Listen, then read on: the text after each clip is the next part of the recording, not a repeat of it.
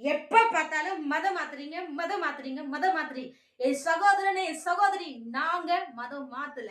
என் ஆண்டவர் மதம் மாத்துறதுக்கு வரல. நீங்க மதம் மாறுனாலும் ஒரு துளி பைசாக்கு புரோஜனம் கிடையாது.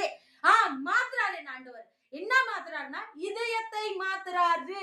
என் இருதயத்தை சுத்தப்படுத்துறார். உன் குடிப்பழக்கத்தை மாத்துறாரு. உன்னோட விபச்சார சிந்தனத்தை மாத்துறாரு. உன்னோட கொலைக்கு தூண்டுற அந்த சிந்தனைகள் இருந்து உன்னை விடுதலை ஆக்குறாரு.